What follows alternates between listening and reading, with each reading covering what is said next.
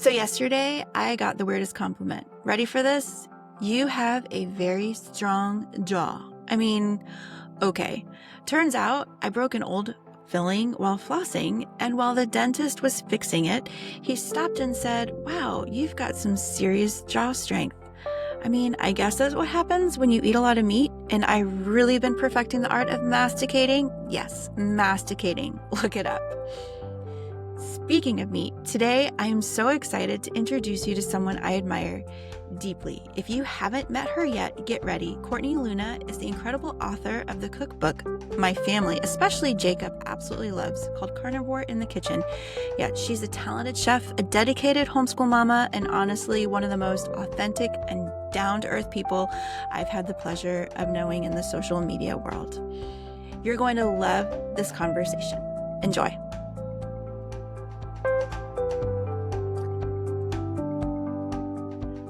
You are so cute today. Hi. Thanks. How are you? I'm good. How are you? Good, thanks. Good. You doing all right? I'm good. We just got back from the pool with my kids. I'm like, Summer. Yeah. we're in summer mode. Yep. Summer mode. Oh my goodness. How are you guys doing school through the summer, or are you taking a break? I'll have my older one do some like reading and writing and stuff just to like keep it up, but I'm like, Right. That's exactly how I felt. I'm like, can I just do Labor Day to Memorial Day and that just be it? And yeah.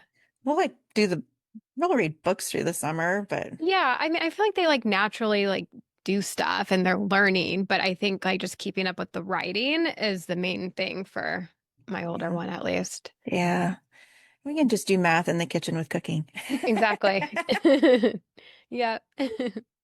Well, thank you so much for spending time with me this evening. I'm so excited. Happy birthday, by the way. Oh, thank you. Yeah, thanks for having me. I'm excited to chat. It's fun. My husband's birthday's tomorrow, so it's Oh, cool. a great week to have a birthday. Nice. Yeah, I feel like there's been a lot of us, people commenting like, oh, mine's, around the same time too. So Yeah. very cool. Cool. So, would you mind just like sharing a little bit of your history? Like, I through kind of following you a little bit on Instagram, have seen little tidbits here and there that really piqued my interest. But I think I heard you say something like you started off, or I don't know, that's probably not right, but you were a private chef for a while on a yacht? Yeah, self-taught, but yeah, I did that. Oh my gosh, what was that like? It was amazing. What, Yeah. why? Um, are we recording? Is this part of it Yeah, or? let's do it. Let's just do it. Oh, okay. Because Okay. I'm like, sorry, I didn't know if we had started or not. No, Um, yeah, so I was a chef on yachts, but before that, like I started out as a stewardess. So okay. I was just, making beds, scrubbing the toilets, serving the meals, worked closely with the chef, and I'm like, I want to do this. Like that, I want to cook. I don't want to scrub toilets. And Right? joke was on me because like the first gig I got, it was a chef stew. So I was cooking and scrubbing toilets. But eventually got to just doing the cooking side of things. And it was amazing. Like that was a whole other lifetime ago, way before kids, where, yeah, I'd have like, towards the end of my yachting career, I was just freelancing. So I would like live on land, but I would fly out to different jobs and fly out to the Caribbean and the San Juan Islands. And yeah, it was amazing. Oh my goodness. Do you have a favorite experience that just pops in your memory every time you think about that part of your life? Um, on one of the boats, we went to the Hamptons for the summer. So I was with them for 2 years. So that was pretty amazing. And Wow. then opposite side of the globe, almost, another boat I worked on. Okay, not quite the opposite side of the globe, the other side of the United States. Okay, clearly we haven't like touched geography yet in Yeah. school. Um, but I was on a boat there in the San Juan Islands, and on one of my days off, they sent me to go whale watching. And it's orcas out there, so that was pretty cool to like see Shamu, live in person. Oh So. my goodness. That's wild. Wow. So was it mostly just kind of wealthy people or famous people or all the above? Yeah, I never had any like celebrities on mine. So I did do a few charters, but the boats that I was on the most were like privately owned. So they weren't chartering it out. So it was just families. But Yeah. yeah, like being around some celebrities, especially in the Hamptons, they were there, but I never worked, closely with them. Was it challenging trying to keep up with the different like diet trends and needs and desires, like food wise for people in that Um, industry? yeah, I mean, kind of, but not. I feel like I had it really easy. I mean, on one of the charters I did, there was one person that had dietary preferences, but I feel like everyone was just kind of like YOLO on vacation and they just ate it all. And there Oh, that was, makes it nice. Yeah. yeah, and Well, I was kind cooking of like same way. standard American diet food. Like it was like all delicious stuff, nowhere near carnivore. I did have one boat where the missus was low carb, and that was like around the time that I was like dabbling in keto. So like that Okay. was amazing. But yeah, I never like I had it easy, I That's feel like. nice. Yeah. That's really cool. So that's like perfect segue. So how did you then transition eventually then into carnivore land? Like, Yeah. So I low carb keto for about 7 years on and off. Used that as a tool like after both of my pregnancies to lose, like the 50 pounds that I gained. And I stopped doing what was working for me. I got caught up in the anti-diet culture message that's being spread where it's like all foods fit, everything on the table. You need to have a everything healthy within relationship. moderation. Yep. Mhm. Yeah, with food, to like have a healthy relationship with food, you need to like eat all the things. And I'm like, yeah, like let's try that. Like amazing. In hindsight, I realized I'm like a sugar addict and I can't do that. So I tried it. The first week actually went okay. I lost a couple pounds. I ate like a croissant in moderation, but it just triggered me and it led to a binge essentially. In 4 months, I gained 40 pounds. I was just out of control and I was just feeling like garbage. And my husband was sending me Dr. Paul Saladino's TikToks and he's animal based. Mhm. So after a while, I'm like, why are you sending me these? Like, should we not be eating Are you calling vegetables? me fat? Right? Or like, why? Like, this is insane to not eat vegetables. Like, why? Right? What does this even mean? This is wild. So, Yeah. yeah. So he's like, well, I'll do some research. And that was it. I'm like, I just felt awful being overweight. My mental health was horrendous. My skin was breaking out. And I'm like, let's just give it a shot, like nothing to lose. And so yeah, I started out animal based, so having the fruits. After about 5 weeks, I realized that I still wanted to eat fruit even if I was full. So I went strict carnivore after that, and it's been 3 years, Oh my and I'm goodness. kind of playing around with having some fruit now, I heard you say that which can be like a yesterday. Yeah. slippery slope. So we're kind of like I'm reassessing some things right now, but I mean carnivore has been life-changing for me. What are some of the biggest experiences or like changes that you've had with carnivore? I would say the mental health was the biggest thing, and I don't think that it's talked about enough or even like I mean my doctors never said, "Oh, like, this is linked to your diet or are you exercising or this and that." Like they just didn't ask me those things. It was like, oh, here's antidepressant, like here's Zoloft, enjoy. And that was a whole other wild experience. But yeah, if they say that anxiety and depression is linked to inflammation of the brain, and if we're eating, a highly inflammatory diet, like me going through the drive-through and having an Oreo McFlurry every night during those 4 months, like, that's not going to end well. So I think, noticing that shift Mm. was I wasn't expecting it because I also wasn't following all these influencers. So I was kind of just coming at it for weight loss, Mm. not feeling good, weight loss, but I got all these other benefits that I just didn't even realize were going to be a thing. Like a month in, and I'm like, gosh, I kind of like feel better mentally. So I was able to go off of my Zoloft for that. I've always had horrible acne and I'm a picker. So I'd like pick everything. So having those scars, like just a vicious cycle. So that's been amazing to have that clear up. Just like no gas and bloating, all like Oh, the isn't other that little things awesome? that Like come to along not with. have that. Oh Yeah. my goodness. Yeah. No. Yeah, the mental health thing in the carnivore world is just not talked enough about. That's actually what led my family to carnivore was I've talked about this before, but like my daughter, her junior year had a serious mental spiral and it was really scary. Like she was 16 and we were looking at her leaving for university in the next year and she's turning into this person we don't recognize and it was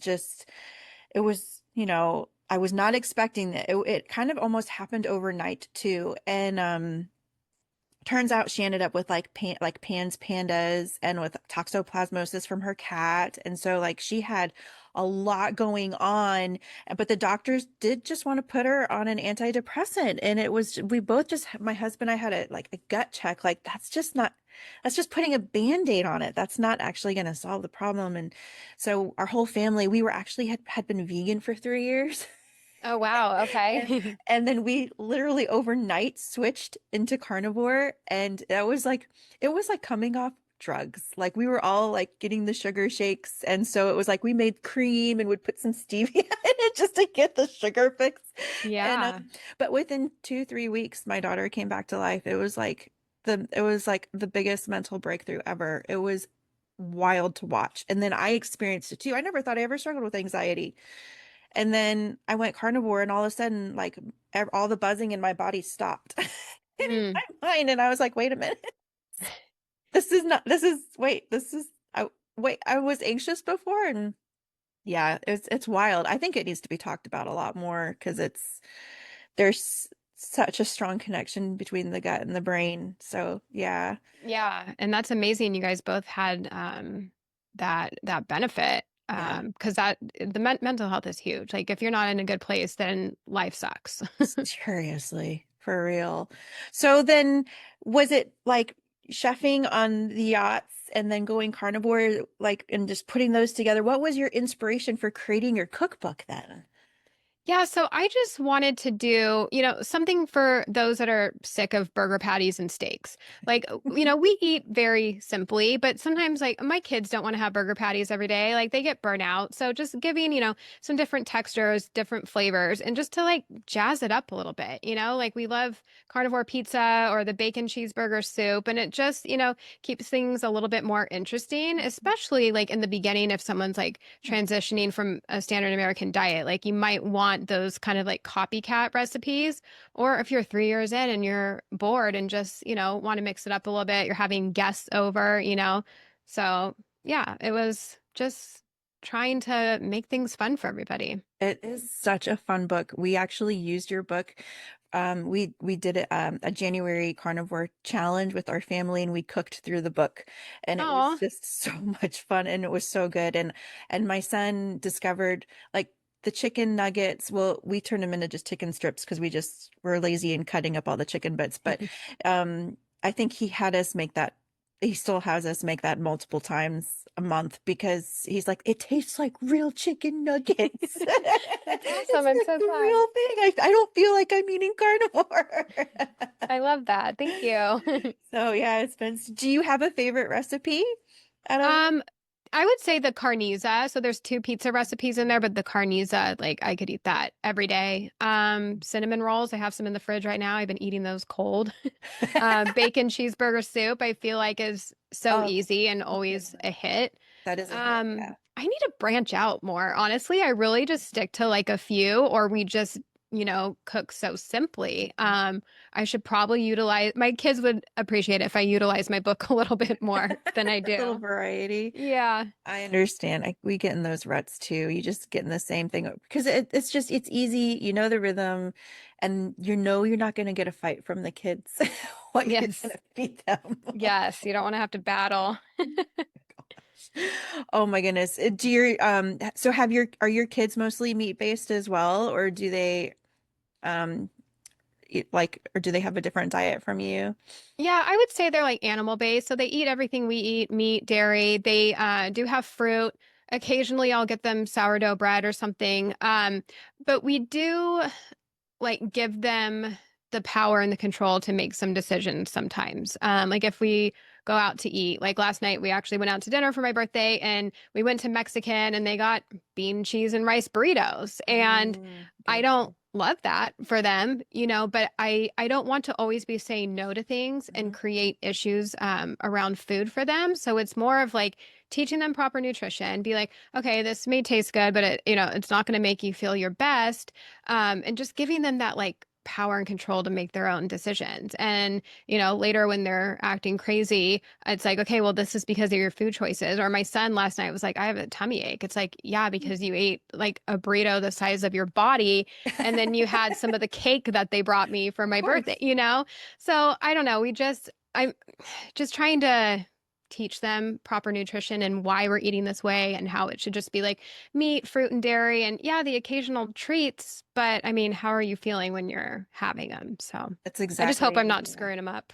No, I don't think you're screwing them up. I've done the same thing with my kids. Like, and I love how life just kind of, yes, we homeschool. So of course everything becomes a lesson naturally, but especially with health and food, it's like you eat this, I want you to pay attention to how it makes you feel because I can tell you all day long that that ice cream's bad for you or that, the donuts aren't good for you, but until they eat it and then they experience the effects of how it makes them feel afterwards, experience is sometimes the best teacher anyway. So, Yeah, sometimes they need to feel for themselves that the stove is hot. So yes, it's like you can only exactly. say it so many times. So yeah, I Yeah. just try and do like everything we have at the house is like something I can say yes to. Once in a while I'll have like a treat here, but it's like even with that, it's like if I were to get a gallon of ice cream, then it's like every day they're asking me for some until it's gone. So it's like I'd rather go out and get a scoop once in a while than battle them every single day asking me for the leftovers of it. So using that with my husband because he's like, it's so much cheaper to go to the store and just buy a gallon than to get everyone a scoop or, or a concrete mixer or something like that. I'm like, but that gallon sits in the freezer and stares at me. Haunts me. Yeah. I'm like, I'd rather just have a one and done treat Yes. in the Yes. house than, yes, I hear you. I'm going to use that. Thank you. Oh man. No, you were talking about just kind of how I heard you in your YouTube video that I think it was yesterday that you're kind of like playing around with maybe even with your diet a little bit. Would you mind talking about that? Your Yeah, thoughts which on that? yeah, I don't know. It's probably like not a good idea. That I'm like playing around with this. I feel like maybe I'm playing with fire. Because I do have this self-awareness that I'm like a sugar addict essentially. And I can't just have one donut. I'm gonna have the whole dozen. Or if I don't, I'll have one, but I'll obsessively think about the donut for the rest of the day. So I I get the food noise comes back when I'm having things off plan. But yeah, I'm honestly, and I don't know what the answer is, but I'm just thinking a lot lately. Like, I just don't know truly if I could be 100% carnivore for the rest of my life. And I don't know if I even want that. Like, I don't see the harm, maybe, and at least once in a while having fruit. I mean, I feed my kids that way. So if I really thought it was harmful, I would be feeding them strict carnivore. But Hmm. I do think it's okay to have some fruit if you can moderate it. Yeah. Now, I had, fruit the other day and it was kind of like it was a little triggering and I wanted more. And then I had a few chips and so it's like I really need to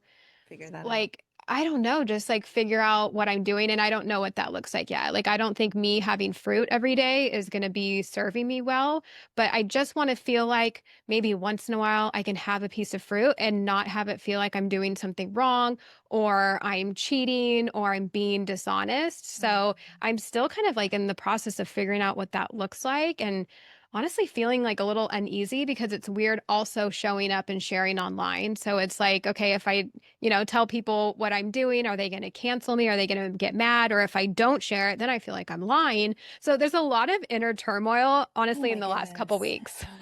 Oh, well, like, so, but what are your health goals? Like, what is it that you're trying to accomplish? I mean, because I think food freedom is really important, and I love that phrase that you used, food noise, and just because I remember the first year that we were carnivore, I would taste something sweet, and then all of a sudden that was like all I could think about, and it was just like it was noise in my head.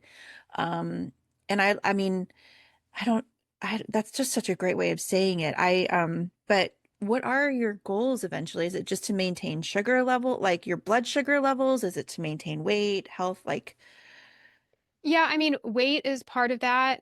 Um, it's more so I feel like just like the mental aspect. mm, And yeah, if that's why I'm like playing around with food. I'm not going to play around with donuts, but playing around with fruit. Like, can I have that once in a while?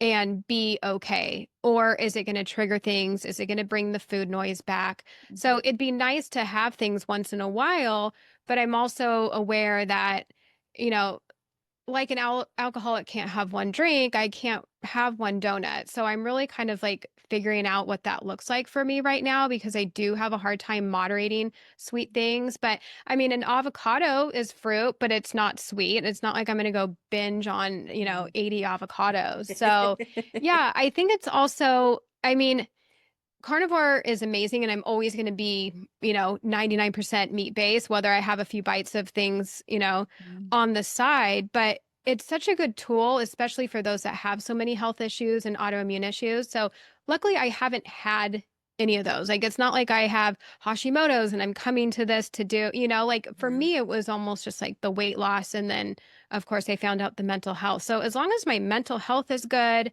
I'm, not gaining weight. I feel good. Like that's the big picture for me. And I don't want to be dogmatic and feel like I just need to carnivore harder Yeah, when it doesn't maybe work. I Yeah. could have a little bit of variety. I don't know. So I'm still figuring that out right now for myself. Yeah. Have you ever looked into like the tricks when it comes to eating fruit or th or carbohydrates at all? Or do you No. know any What of do you those? mean? Are you familiar at all with the glucose goddess? Yes. Okay. Yeah. So some of the, and these have kind of helped me, especially with my sugar cravings, and it's helped a lot of my clients. And that is you eat your proteins and Mm. your fats first, and then, you save your fruit for your dessert. And then like even just starting with a lower carb fruit, so like a raspberry or, your berries or strawberries are great options. But yeah, you save it as your dessert. Is that have you tried that and do you still find that it's like still triggering? I have heard that. Okay. And see, that's the thing. I haven't like sat down and planned this where it's like, okay, I'm going to have this meal with my fruit. It's almost been like, okay, I'm cutting up my kids. I'm having a few bites. I shouldn't be having this. So it's like this inner thing where it almost feels like sneaky because I'm standing at the cutting board instead of actually making it a part of my meal. Yeah. So I do want to experiment with it, with telling myself it's okay to like Yeah. have this on my plate, and like you said, trying it at the end, keeping it low sugar. I still think I'm not going to be Paul Saladino eating 300 grams of carbs a day. Like, I don't think that's going to serve me well, Yeah, but I think still he's in his being own like genre zone of, bracket. yes. Yeah, I still think there's value to either ketosis or low carb. So, yeah, I need to play around with like doing it a little bit more properly or maybe not. Maybe this is going to be like too messy for me and I just need to stick with carnivore so I don't, cuz I don't want to go back to where I was before. I've Hmm. tried to eat things in moderation. That didn't work for me. I Yeah. actually thrive with having some restrictions. Like restriction equals freedom for me, Hmm. but maybe I can broaden that a tad. Like but just because I'm going to have some fruit doesn't mean like it's a free for all to have chips at the Mexican restaurant or something. So I need to like be aware of how the lines can start to get blurred and it's like, "Oh, Hmm. well if I'm already having that, may as well have a bite of that. Like I don't want to Exactly. spiral." Right. Oh my goodness. I know. We've been there. We've had our ups and downs and dips and bobs and frustrations, but I know we're getting ready to, my husband's birthday's tomorrow. And so and then my daughter's birthday's in July. So always in between, like, well, Father's Day and her birthday, we do like a pure beef fast. And I feel amazing and I feel great doing it. But I dread it every because it's just so boring. It's just beef. And he was like, we talk like if we could afford to have like, ribeyes or strip steaks for every meal, that'd be totally different. But we're just not there yet economically. But I mean, feeling amazing. But I mean, we do have like we've had months and seasons, where you just try things. But I think one of the things that I've discovered, so for me, I had a lot of health problems and a lot of gut issues. And when I started carnivore, I didn't realize you just don't realize the extent of how sick you really are until you get better and you're like, oh my gosh, I was really sick. And like, so I mean, before, like, one donut would put me in bed for 2 to 3 days. It would wipe me out. And so I would every once in a while, like 6 months in and then like a year into being carnivore, I would be like, you know what, I'm going to test my body and see how far I feel. And I'm like, I'm going to try some ice cream or a donut. And then to realize, oh, it's not laying me out. Like, look at how far I've come. It's kind of like almost a litmus test. But then you're like, you get that food noise and it's where that line is. I think it's just different for everyone and what everyone needs. And I think there's seasons too where it's better to be more restrictive, which I don't like saying. I think more simple in food choices is probably a wiser word to use because restriction just feels blah. I don't know. I like saying simple because if it's simple, it's easy and Mm. it's free. I think simple is freeing. When you have less choices, then you have less to think about and stress about and worry about, and it's just easy. So, Yeah. Yeah, it definitely takes away, yeah, like the decision fatigue or analysis paralysis. Like if you just know like this is what I eat, then it does make it simple and it does feel a little bit more mhm. freeing where you start adding things in and it can kind of maybe like snowball a little too much. But yeah, introducing things in, it's a good learning experience too. You're like, oh, great, I came so far, or this is not a good idea. And That's now it. I know that I should not eat this again. Learning by experience myself. Yeah. Yeah. I know. I remember the first time we decided to do a full like Thanksgiving traditional meal and we cooked it and we were just exhausted and we were just like, oh, we're so used to just cooking something so simple and so easy and so quick. And this meal took us hours and Yeah. so many dishes and so much cooking and cleaning. And it was exhausting. And it was like, wow, I can't believe we got so used to it being simple and easy, quick cleanup and just go. We have more time to live our lives, I guess you could say. Yeah, yeah. And that's, we've talked about this on Thanksgivings too, where it's like, I don't want to cook all that, even if it's like carnivorized, like hmm carnivore stuffing and this and that. I'm like, can we just have a ribeye? Like, do I have to do all this? Like, Right. it's almost like I don't care anymore, where I used to be like such a foodie and it's like, okay, we're going to do the turkey and then we're going to do the Brussels sprout. Like, I loved doing all that. But now that I'm not doing all that, it's like, let's just keep it simple. Simple, And so yeah, easy. like, I don't want to be in the kitchen all day. Right. I know. We did the same thing with Christmas meals. Like on Christmas, who wants to cook on Christmas, right? And a few years ago we just discovered doing a seafood boil. Just throw all the seafood in a pot with some Old Bay and some lemon and then we cover the kitchen table in freezer paper and then we just dump it all out and everybody just goes for it. So there's no dishes or anything. I mean, we have some like crab like claw cracker like shell cracker thingies that we'll use, but oh my goodness, it takes like 20 minutes and it's like the best meal in the world. It's our Christmas tradition treat. It's amazing. And that's a good idea. My kids would love that. Like they like having the hands-on and having like family style. And yeah, you don't even have to do any like prep. You just dump it and everyone's on their own. You don't have to plate anything. No plating, nothing. It's amazing. It's like the best way to do Christmas. I love that. Oh, okay. So what speaking of your kids, what was it that kind of brought you to homeschool? Make that choice for your family.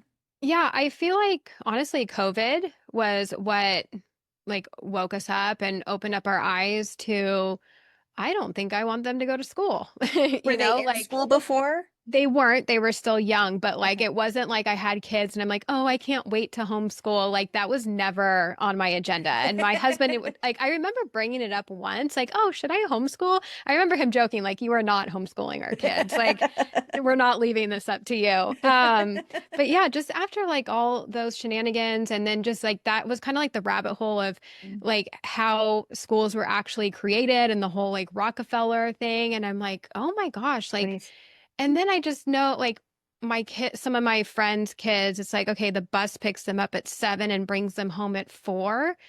And it's like, okay, on one hand, I'm jealous of the nice break that you're getting. But on the other hand, I think it's kind of sad that you're not spending all that time with your family, especially if like the moms aren't working. Like you can have them there.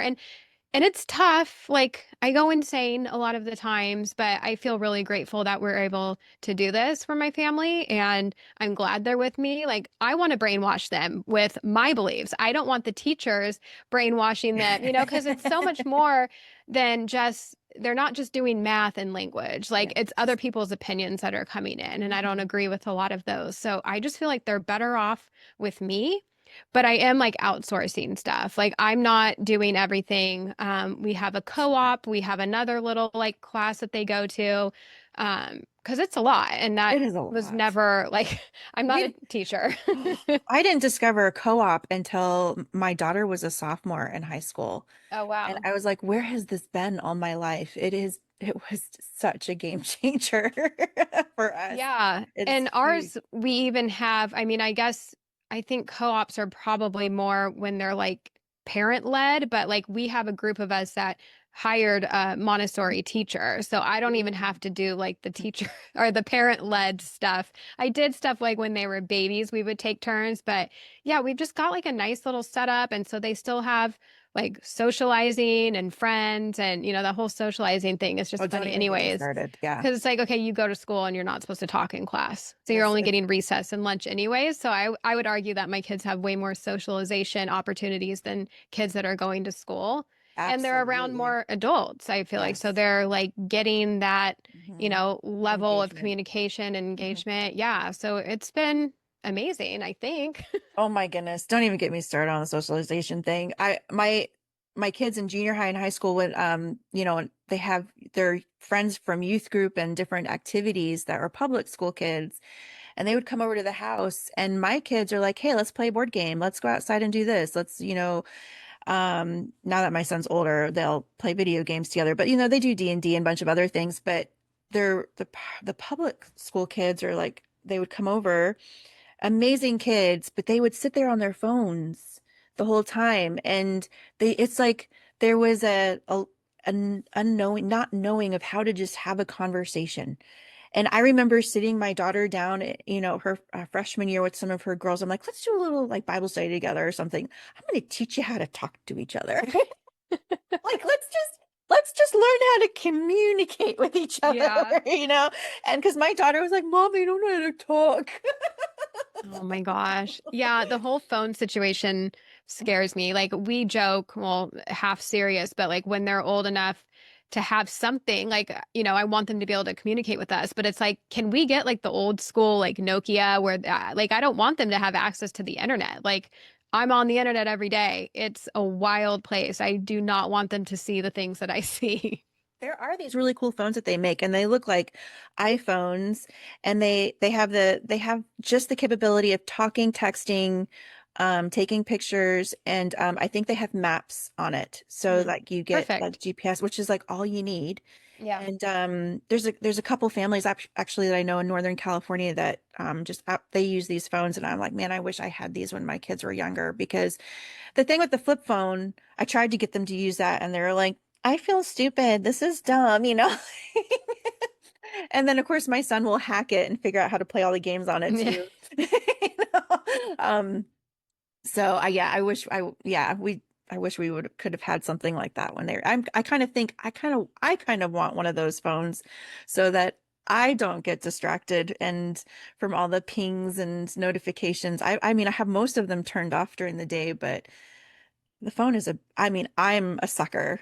I struggle with it. I have to put it in the other room a lot of the time. Yeah, it's addicting and it's just become like part of us because it's also like if you're working on your phone, you're checking emails, like so it's always like there. And I mean, I have a bad habit with it too, but it's just I have a love-hate relationship with it. Like, Absolutely. Yeah. yeah.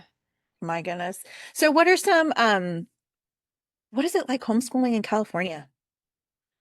Well, I mean, last week a bill started going through where they're going to take away our charter funds, I and that would also like take away just the charter itself. So not getting funds, but not getting like the help and the resources that we have right now. I know other places, what is it like you file is it PSA?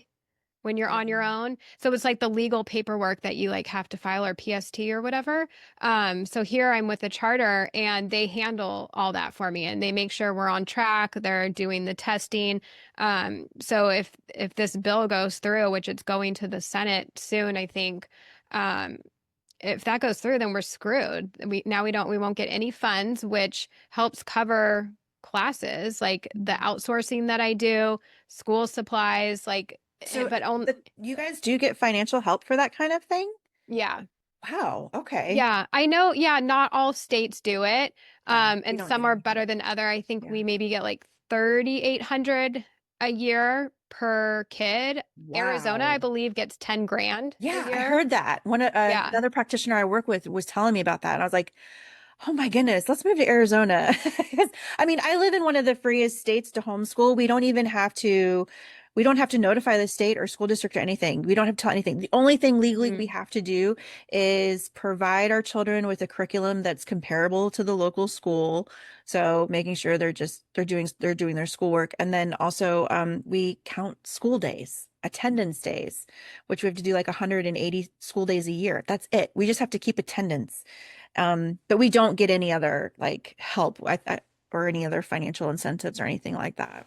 Okay. Yeah. I mean, So, it's been wow, helpful for us for that's sure to huge. help me Yeah. outsource. So, yeah, if this goes through, like, that's going to be really disappointing because it's all politics. And like, why are they taking this from us? Because our state is in debt. I don't know. Like, it's just crazy. Oh my goodness. Well, you guys don't live near LA or anything like that. So, Our South. okay. So you Yeah. have some distance, but do you have a good homeschool community? Like, is it a large homeschool community in California down there, or is it? It seems like it as far as like what I see, like Facebook group wise, it seems like there's a lot going on. I mean, we have our own little community, so we kind of feel small, but I think like it feels like a lot of other people are doing it. Cool. Yeah. Oh, do you think this is something you'll continue to do? Yeah. I mean, the only thing I would consider, and maybe this is a horrible idea, but like if it comes to like high school and they want that experience, I don't know. I know that's like a really like impressionable age, but I would hope that we have already like would have taught them like all the values and how to be a good person. I don't know. I actually loved high school. I know some Mhm. people have like a horrible experience. So if they wanted to do that, then maybe we would, I don't know. It's like what, 10 years away, a little less than. So we would have to see like what's going on in the world. But I don't know. Nowadays, I'm assuming there, at least I hear that there's like school, like not school teams, but there's like sports and stuff for homeschool, like in high Mhm. school. And maybe even like my friend in Virginia, like they did like their prom and Mhm. it's homeschool. Mhm. So I guess they wouldn't necessarily miss out. I don't know. We'll have to see. But other than that, yeah, we're going to stick with it. Cool. Yeah, we always did the year by year, and we really wanted to honor our kids and just get their input and like figure out what they wanted to do. And my son has never wanted to go. I mean, he's going to be a senior this year. But every year I've gotten to the point where I don't even ask him anymore what he wants to do. He loves his sleep. He loves sleeping in, and he does not want to be bothered. He, he loves getting his schoolwork done in like 3, 4 hours and then having the rest of the day to do whatever he wants. But my daughter, she's like the social bumblebee. So I was really concerned the same way. I was like, do you want to go to school?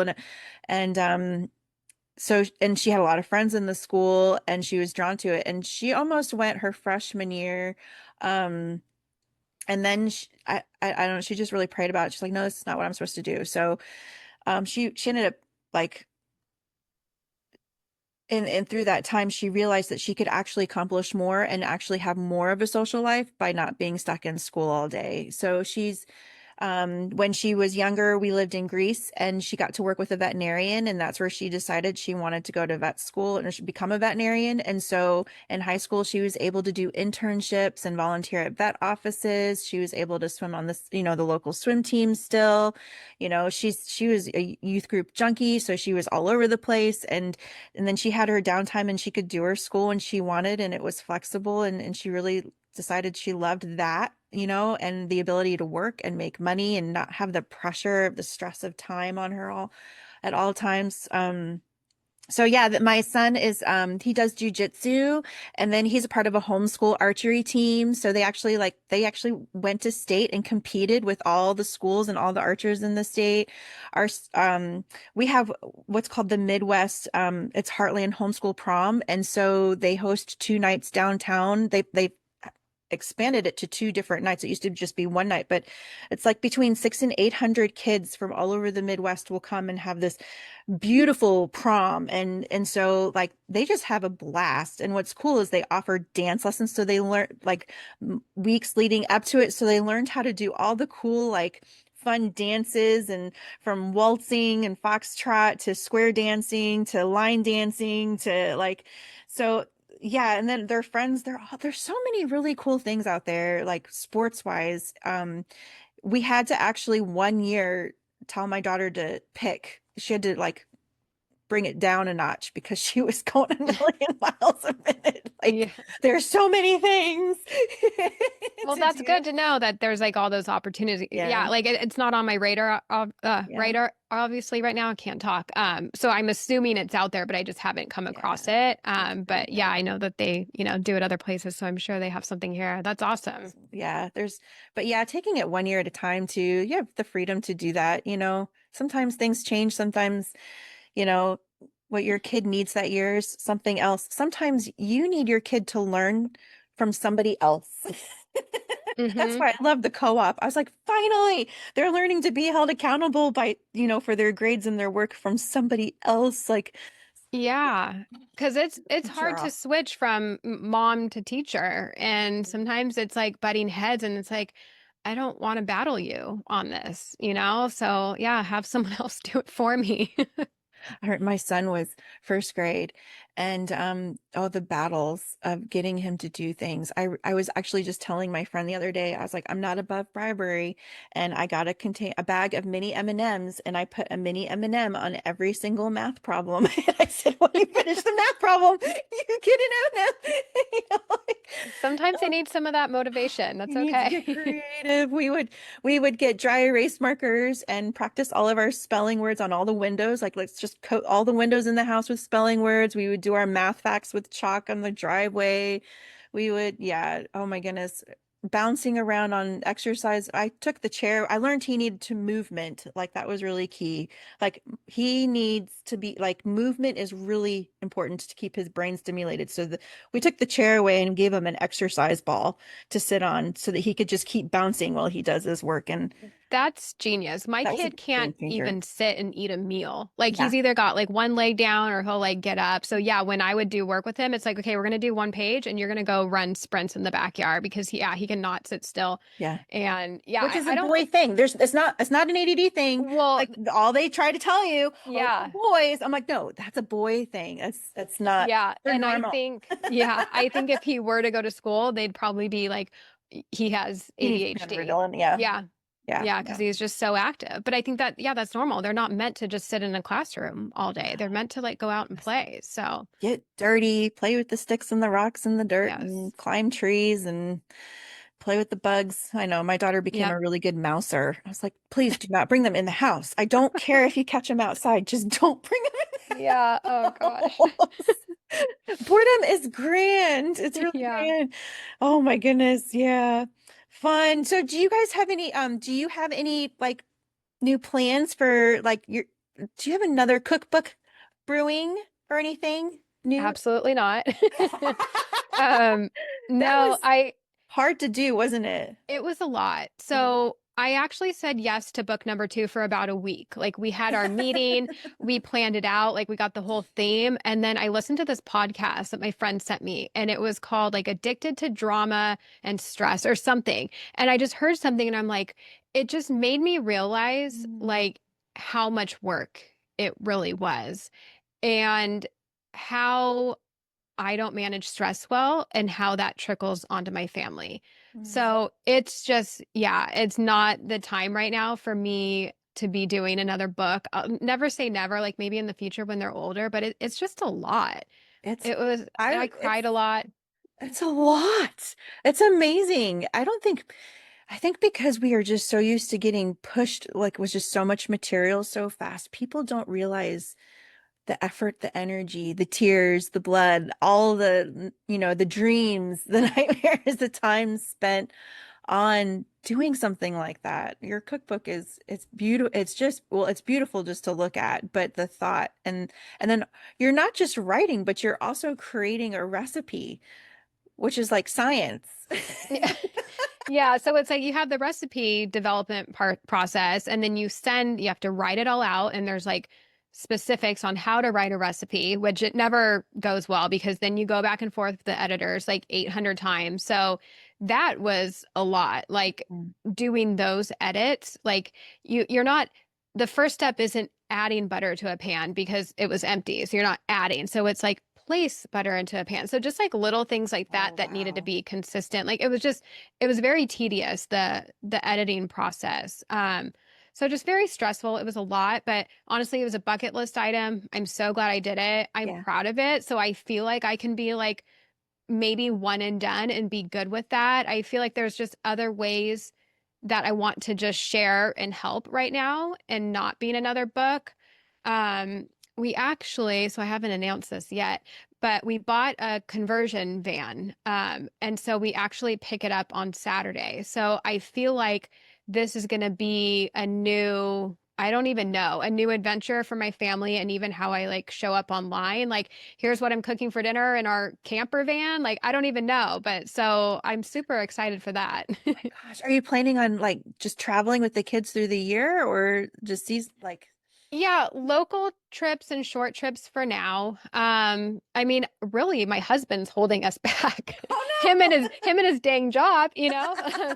Yeah, So, he's gotta make yeah, I money. Yeah. mean, if we could just like set free and go travel the world, or maybe not the world, can't drive No. across the water, but travel the states, like that would be my goal. So eventually, doing a long-term trip would be nice, because we can homeschool anywhere. Mhm. But even just little trips here and there I think would be so fun. And yeah, just even showing like the cooking and what we're eating and the meat-based lifestyle while we're on the On the road. road. So I'm really excited for I that. think that would be really helpful because I do have clients that are on the road and they're like, how do I eat this way on the road? Like that, they're like, it just feels like this insurmountable challenge. I'm like, it's actually a lot easier than you realize it is. It's Yeah. really easy and very sustainable. So seeing and having you show that would be phenomenal. That would be really helpful. That would be really Yeah. cool. I think it'll be fun and just like, you know, mix things up a little bit. I've been a little bored, so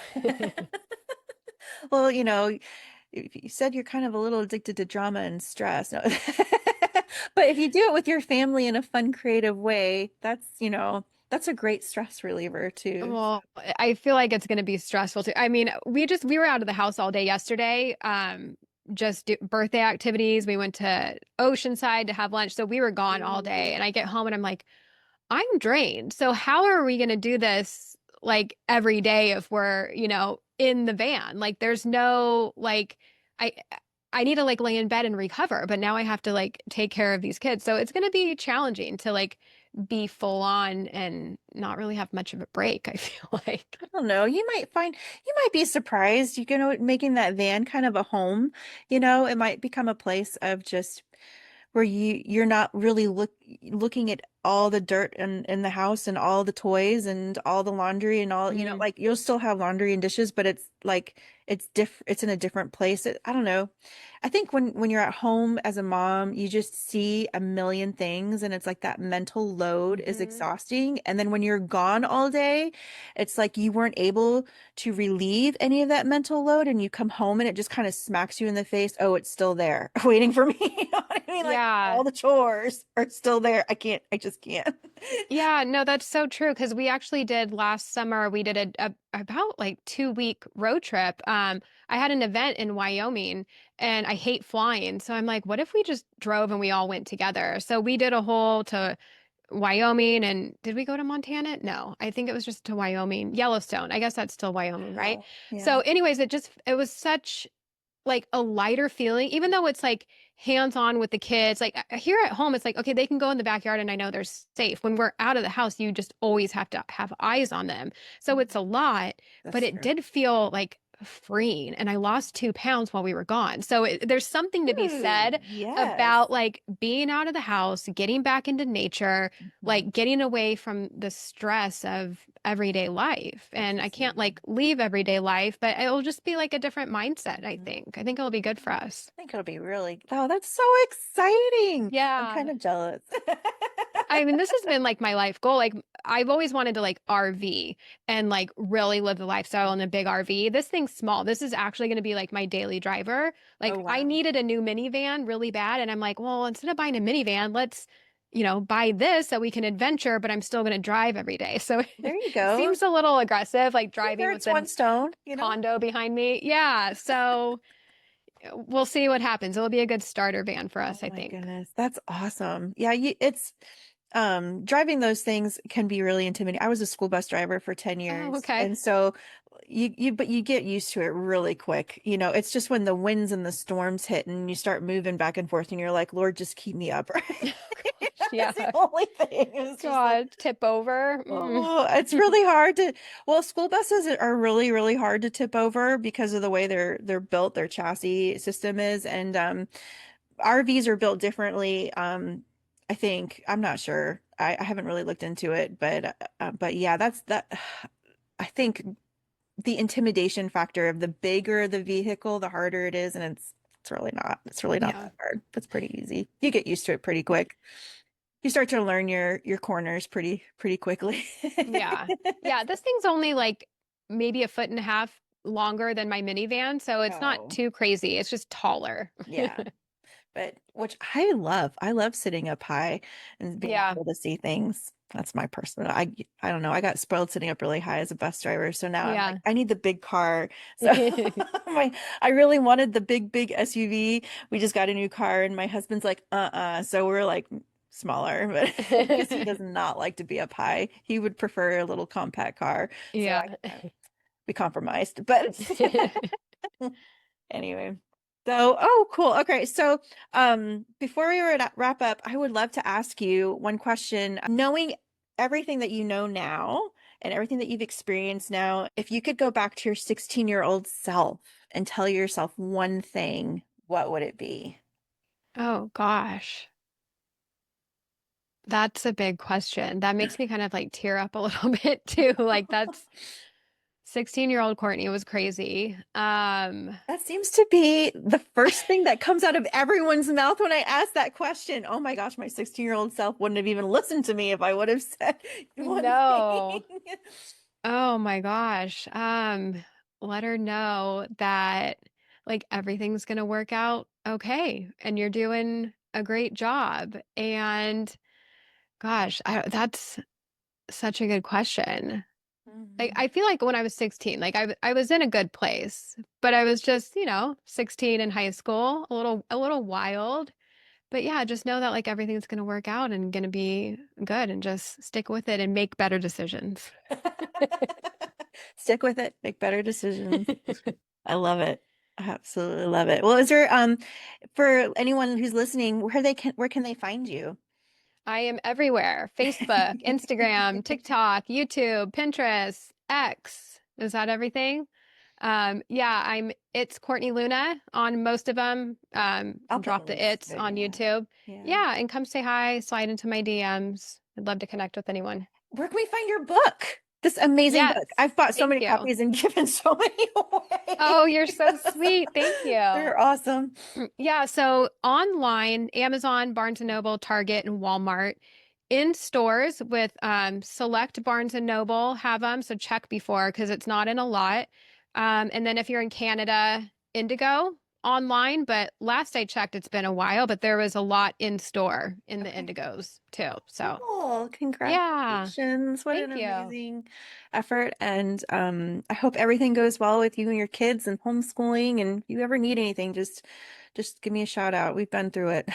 Absolutely. Yeah, thank you so Oh much. I my appreciate goodness. it. I think the one thing that like you were gonna tell your 16-year-old self, just keep at it, make good choices. And as a homeschool mom, just keep at it. You'll make good choices because it comes from a place of love and care, and you can't go wrong with that. So Yes. You Thank cannot you. screw up your kids if you're making choices for them from a place of love, you know, and That's a care. good point. So Yeah. you're golden. And just as long as you know, you might pay for therapy later on. That's okay.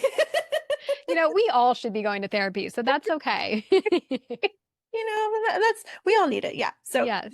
just as long as you have that expectation, you'll be fine. So Yes. cool.